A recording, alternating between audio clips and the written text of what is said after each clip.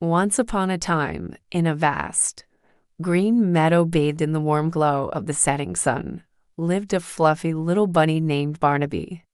Barnaby was a creature of habit, and every evening, as the sky painted itself in shades of orange and pink, he'd hop out of his cozy burrow with one mission: to find the perfect dinner. He'd twitch his nose, wiggle his ears, and set off on his daily culinary adventure.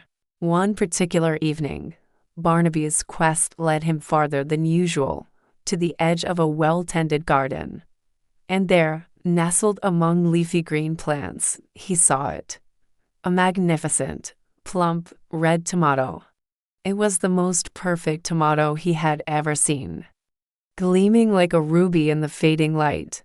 "Wow," Barnaby whispered to himself, his tummy rumbling in anticipation. "That looks absolutely delicious." He could already imagine the sweet, juicy taste. Without a second thought, his little legs started moving. He hopped faster and faster, a blur of white fur against the green grass. His eyes locked on the prize. The world seemed to fade away, leaving only him and the glorious tomato. He was getting closer, closer. Just a few more hops and that delightful dinner would be all his. He could practically taste it. He prepared for one final leap, his mouth watering at the thought of the first bite. But just as he was about to pounce, a tiny voice squeaked from the side. "You better stop right there, pal." Barnaby skidded to a halt, kicking up a little cloud of dust. He blinked, confused, and looked down to see a small field mouse with wise, dark eyes and twitching whiskers.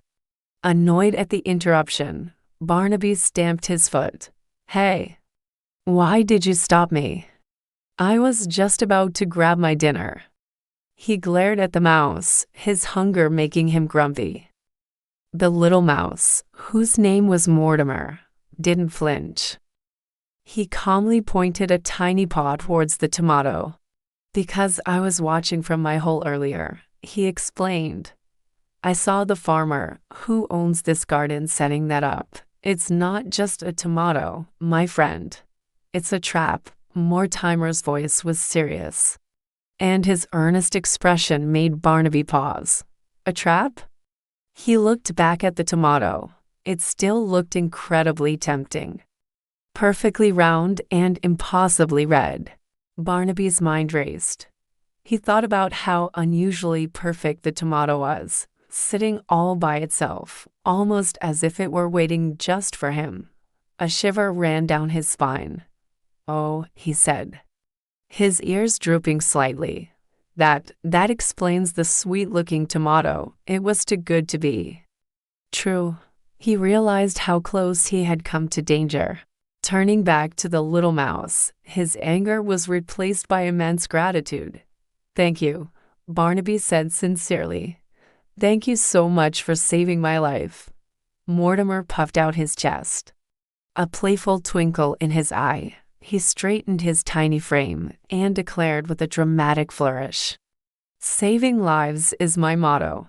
Barnaby couldn't help but chuckle at the mouse's sarcastic tone.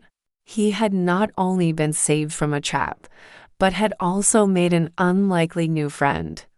That evening, Barnaby didn't get the big red tomato, but he and Mortimer shared some wild clover they found nearby. And that dinner, shared with a friend, tasted better than any tomato ever could. And so, Barnaby learned a valuable lesson. Always look before you leap. And sometimes, the greatest treasures aren't the ones that glitter the most, but the friends you make along the way. Thank you so much for watching our story today. If you enjoyed it, don't forget to hit that like button and subscribe for more adventures. We'll see you next time.